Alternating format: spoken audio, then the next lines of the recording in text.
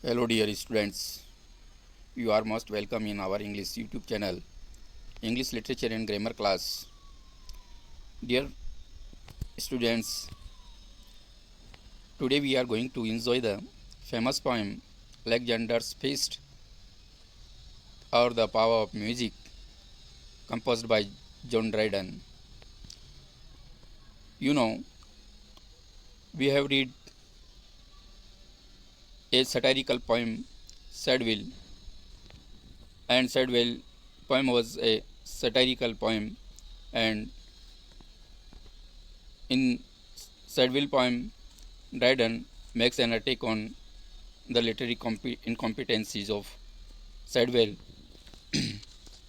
But present poem Alexander Pist, yeah, its subtitle is The Power of Music, is a different kind of poem, and it is not a satirical poem, but it is a song, and we can say it is a an odd form. And in this odd form, you know what is the word? I will clear and define the odd. First, we need to know about the Dryden. John Dryden was a great critic, dramatist, prose writer, and poet during second half of the 17th century in England, and he was so dominant poet and writer during this period that the period from 1660 to 1700 was also known as the age of Dryden. So Dryden was a literary poet during this period. Dryden was born in 1631 and he became the first poet laureate in England in 1668. He wrote many dramas, both in tragedy and comedy, and he also wrote poetry, the heroic stanzas, poems such as heroic stanzas on the death of Cromwell and Sidwell, and his best satirical poem, which we can call the best, his best political satirical work is Absalom and Achitophel, and he was also known as the father of criticism, English criticism, because he wrote a book of criticism, which is also known as the essay on dramatic poesy. And in this way, he was a great poet, dramatist, and now we come to the present poem, Alexander Pist, or The Power of Music by John Dryden. Alexander's Pist, The Power of Music, was a song, and it is an old poem, and this song was composed in honor of Saint Cecilia's Day in 1697. Saint Cecilia's Day generally falls on 22nd November in every year in England, and Saint Cecilia was a great patron saint of music and Christian martyrs. Saint Cecilia invented a musical instrument called organ, and so Saint Cecilia's Day, Dryden dedicated this song to Saint Cecilia, and he wrote this ode. Now I define you what is the ode. Ode is a song which is sung in praise of some deity, god, or any natural entity. Here in this ode, Dryden admires the Alexander's Feast, yeah, the power of music. It means this song highlights and appreciates the party which was organized by the Alexander the Great and the power of music and the music which was played by Alexander's court bard Timotheus. In this way, let's let's start this poem. A song.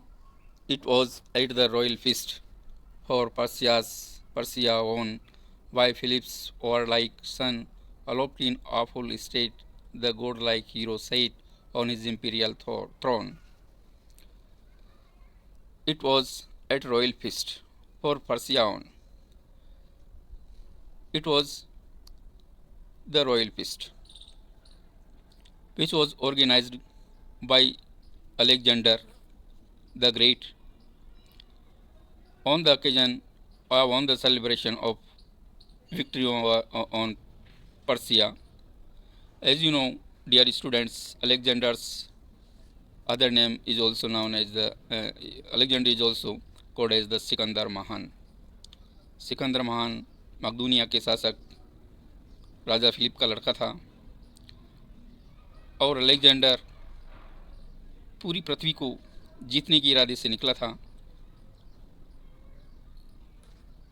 इसी क्रम में उसने सबसे पहले Persia को जीता और Persia को हरा करके और उसको जीता और उसी की जीत के उपलक्ष्य में वह एक पार्टी का आयोजन करता है, शाही दावत का आयोजन करता है और उसी शाही दावत का वर्णन जॉन ड्राइडन करता है। इसीलिए वह कह रहा है कि it was the royal feast which was organised on the occasion of on the celebration of Persia's victory on the one of Persia country by Philip's warlike son. By Philip's warlike son, King Philip's warlike, the god of war is also Mars is also known as the god of war. So Philip's warlike son, it means Mars' son Alexander. We explained full both lines. This feast was being organized by Philip's warlike son Alexander on the celebration of victory on Persia's. Aloft in awful state, the godlike hero sat on his imperial throne. In the capital of Persia, Persepolis is the capital of Persia, and Persia was owned by Alexander. So, in the capital, in the royal palace of Persepolis, Alexander was sitting aloft in awful state. Aloft means very high, very grandly, awful state. The godlike hero sat on his imperial thought on a high stage. Godlike hero, a godlike hero. It means Alexander, who was not less than a god, but he was a godlike hero, was sitting on his imperial throne, on his royal throne of Persia. Because Persia was won by Alexander and his army, so godlike hero Alexander was sitting on a high stage on his royal throne. Throne means Singhasan. And in this way, party was going on, and his valiant peers were placed around, their brows with roses and with myrtles bound, so should desert in arms be crowned. The lovely thighs by his side sit like a blooming eastern bride. His valiant peers were placed around. His valiant peers, his valiant means brave, Bahadur, peers, companions, his brave warriors, companions were sitting around him, their brows with roses and with myrtles bound, and their foreheads, brows means foreheads, their foreheads were decorated, yeah, we can say their foreheads were bound by the roses flowers and myrtles herbs. And in ancient time, and we can say in Grecian, in Greece, in ancient Greece, when any army, a king, on some got victory on any land, they won roses, flowers, myrtle, herbs around their head. So it is the symbol of victory. So should desert in arms be crowned, and that's why Dryden says so. In this manner, should desert in arms, warriors, deserts in arms. Arms means hatyar. It means desert in arms means those warriors should be crowned, decorated. So they were deserved, and so they should be crowned by this kind of symbols, roses, flowers, and myrtle herbs around their foreheads. So Alexander the Great was sitting on his imperial throne, and he was surrounded by his brave companions who were wearing roses and metal herbs around their heads. The lovely thighs by his side set like a blooming eastern bride, and the lovely thighs and most beautiful thighs is the beloved of Alexander, who was most beautiful. She was sitting by his side, by the side of Alexander, set like a blooming eastern bride. The lovely thighs, beautiful, beloved of Alexander, whose name is Thighs, was sitting by Alexander's side, and she was looking like a blooming eastern bride, and she was looking like blooming eastern bride, eastern bride, दुल्हन, bride means दुल्हन, eastern means eastern countries में जिस तरह से eastern countries में एक दुल्हन को सजाया जाता है और वो जिस तरह से सुंदर लगती है, उसी तरह से खिली हुई ईस्टर्न ब्राइड की तरह थाइज अलेक्जेंडर ग्रेट की साइड में बैठी हुई हैं. In flower of youth and beauty pride, happy happy happy pair, none but the brave, none but the brave, none but the brave deserves the pair. In flower of youth and beauty's pride, John Dryden highlights and appreciates the beauty of thighs, who is the beloved of Alexander. She was most beautiful, and she was looking like a eastern bride. She is in flower of youth. She is flowering of youth. It means she is young lady, and beauty is pride, and she is the pride of beautiful ladies. She was the most beautiful lady among beautiful ladies of the earth. Dryden in this line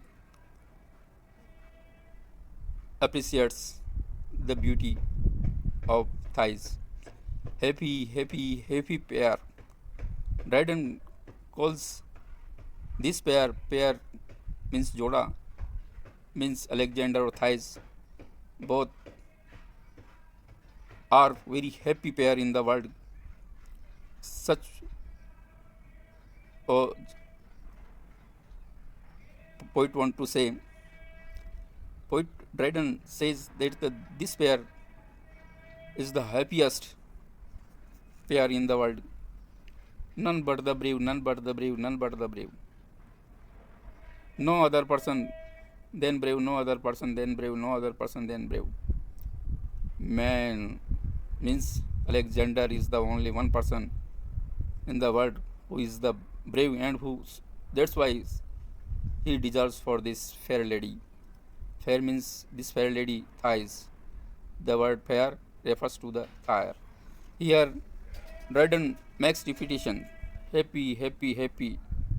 It is the repetition of word, and this the purpose of repetition is to stress on the beauty of thighs and beauty and happiest life of both Alexander and his beloved thighs. And he also repeats three lines: none but the brave, none but the brave, none but the brave. These repetition of same lines is also emphasize, emphasizing on the musical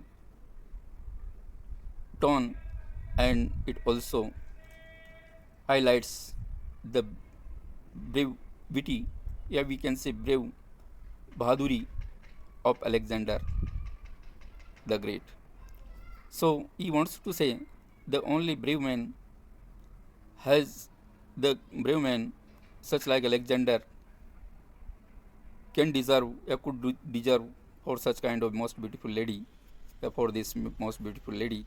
No other person can deserve for this such kind of beautiful lady. So, dear students, this is most beautiful poem and this is most beautiful ode. Today, that's all for today. Now, thank you for listening to me. Okay.